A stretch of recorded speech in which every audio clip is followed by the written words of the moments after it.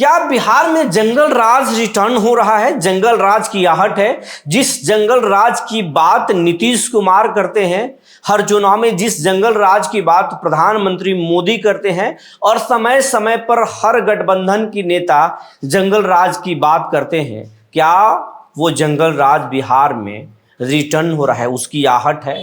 क्योंकि जिस तरीके से पहले दो मंत्रियों को बिहार में सड़कों पर दौड़ाया जाता है, एक मंत्री जान बचाकर कार से भागते हैं तो दूसरा धोती उठाकर निकल लिखते हैं और 1 किलोमीटर तक दौड़ते हैं, और फिर प्रधानमंत्री के मां के नाम पर जो अपशब्द खुले मंच से कहा गया, मंच के नीचे से कहा गया, और उसके बाद में आज पटना में सदाकत आश्रम के सामने बीजेपी और कांग्रेस के कार्यकर्ताओं ने जिस तरीके से लाठी डंडा का प्रदर्शन किया, वो तो बता रहा है कि बिहार में जंगल राज की आहट है। ये एक साजिश है बिहार की छवि को बिगाड़ने की, या फिर बिहार में हकीकत में अब लॉ एंड ऑर्डर फेल कर रहा है। ये चुनाव लाठी के दम पर ही लड़ा जाएगा। आज इसी पर विश्लेषण करेंगे, इसी पर बात करेंगे।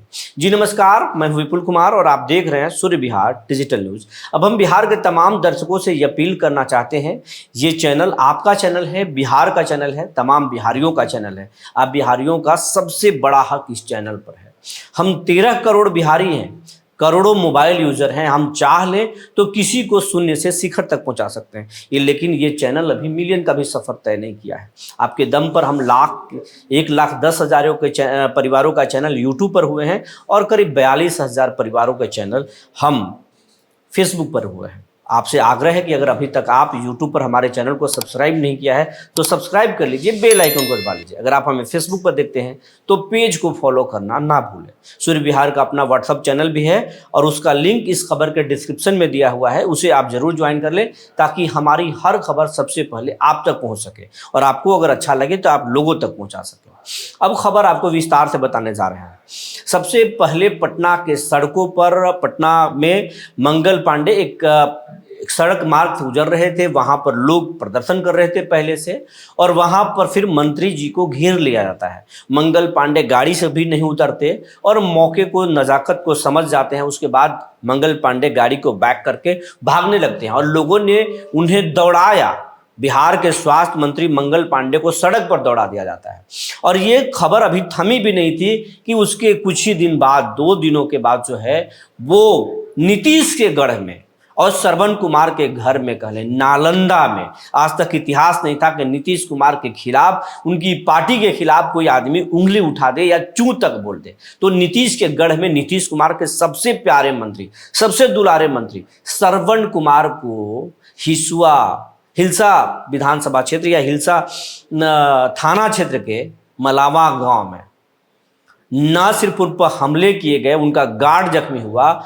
बल्कि मंत्री जी को धोती उठा करके 1 किलोमीटर तक गली गली भागना पड़ा, तब जाकर वहां से निकले। 3 गाड़ियां बदलना पड़ा श्रवण कुमार को। और ये दोनों चर्चाएं अभी हो ही रही थी कि फिर दरभंगा में राहुल गांधी की जो वोट अधिकार यात्रा है, वहां पर मंच के नीचे से, मंच के ऊपर नेता बोल रहे थे और मंच के नीचे कार्यकर्ता, वहां से प्रधानमंत्री नरेंद्र मोदी की मां को लेकर जिस तरीके से अपमानजनक शब्द, अपशब्दों का प्रयोग हुआ, गाली का जिस तरीके से प्रयोग हुआ, हम वो शब्द नहीं कर सकते क्योंकि देश के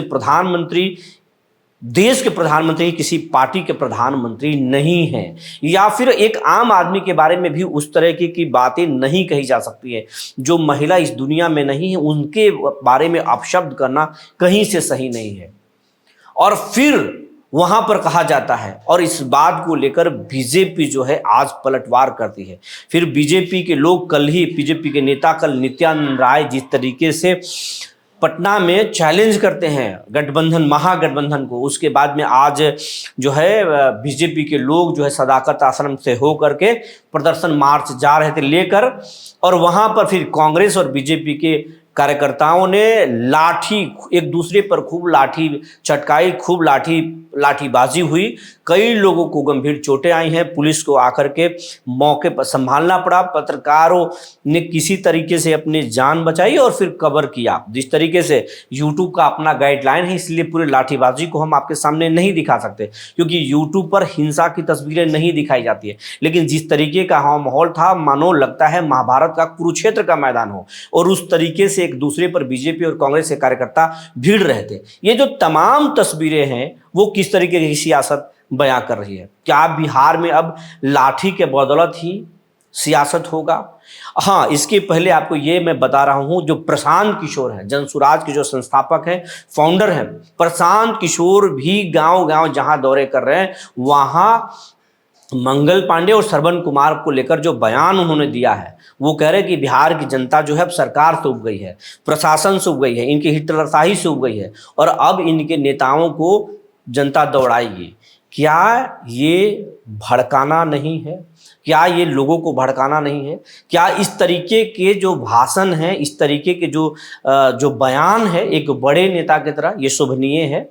जनता को रोजगार पर पीके घेर रहे हैं, ये सही बात है। सरकार को रोजगार के मुद्दे पर घेर रहे हैं, शिक्षा के मुद्दे पर घेर रहे हैं, ये सही बात है। लेकिन इस तरीके के अशोभनीय भाषा क्या बिहार में जंगल राज लाएगा?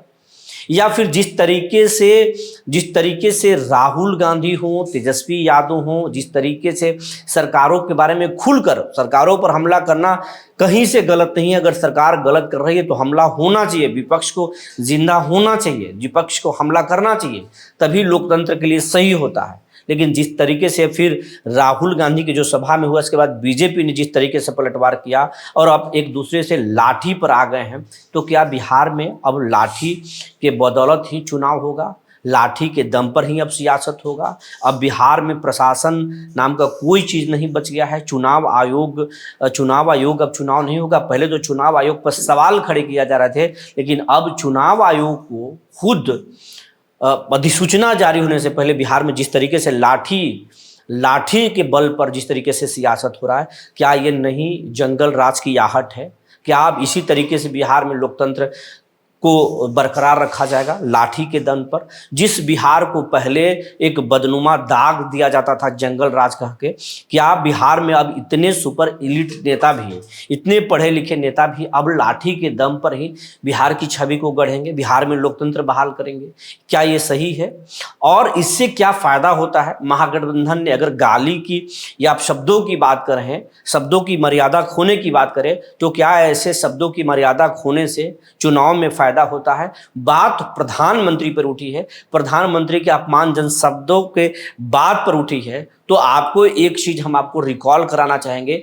प्रधानमंत्री को हर चुनाव में उनको लेकर विपक्ष ने एक नैरेटिव के तहत जो है अपशब्दों का प्रयोग किया है, लेकिन क्या वहां पर महागठबंधन को या यूपीओ को फायदा हुआ है? ये हम आपको बताएंगे। इसको पीके को भी सुनना चाहिए और इसको महागठबंधन के भी सुनना चाहिए, और लाठी भांजने वाले बीजेपी नेताओं को भी ये जरूर डेटा देखना चाहिए, क्योंकि हम आपको दिखाने जा रहे हैं प्रधानमंत्री पर कब कब महागठबंधन के नेता, कांग्रेस के नेताओं ने अपमानजनक शब्द कहा है और उसके फायदे क्या हुए हैं, नुकसान क्या हुआ है, वो सब आपको बताएंगे। 2014 में सबसे पहले लोकसभा चुनाव में प्रधानमंत्री नरेंद्र मोदी आते हैं।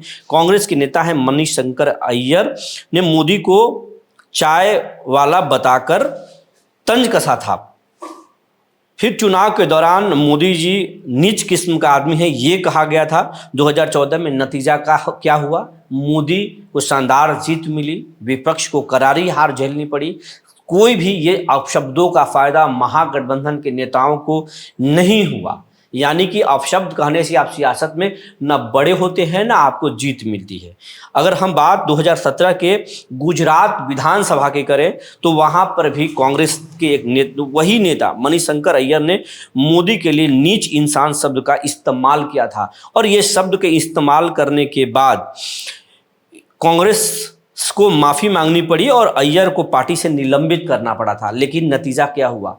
फिर भी उसको वहां पर फायदा नहीं हुआ और मोदी को वहां पर बहुत जबरदस्त फायदा हुआ, नुकसान, कांग्रेस को नुकसान झेलना पड़ा। वहां पर गुजरात में बीजेपी फिर सरकार रिपीट कर गई, चुनाव जीत गया। अगर 2019 के हम लोकसभा की बात करें तो लोकसभा में कांग्रेस के वरिष्ठ नेता हैं सैम पित्रोदा, मोदी के भाषणों पर आपत्ति जताते हुए विवादित बयान दिए थे, वो आपको याद होगा। कुछ विपक्षी नेताओं ने मोदी को चालाक, चोर, झूठा जैसे शब्द कहे थे। और फिर इसका क्या फायदा हुआ? कुछ फायदा नहीं हुआ, मोदी को फायदा हुआ, विपक्ष को नुकसान हुआ। मोदी फिर जो है 14 से ज्यादा बम्पर वोटों से 19 में चुनाव जीते और रिपीट कर गए। फिर 2024 के चुनाव में भी अपशब्दों का खूब जो है बारिश हुई, बौछार हुआ। क्षेत्रीय नेताओं ने उन्हें मोदी को तानाशाह कहा, झूठ का बादशाह कहा, लेकिन कोई फायदा नहीं हुआ। मोदी के खिलाफ नैरेटिव भी चलाए गए, लेकिन इसका फायदा सिर्फ मोदी को हुआ, लेकिन अपशब्द कहने वाले न नेताओं को हुआ न पार्टियों को हुआ।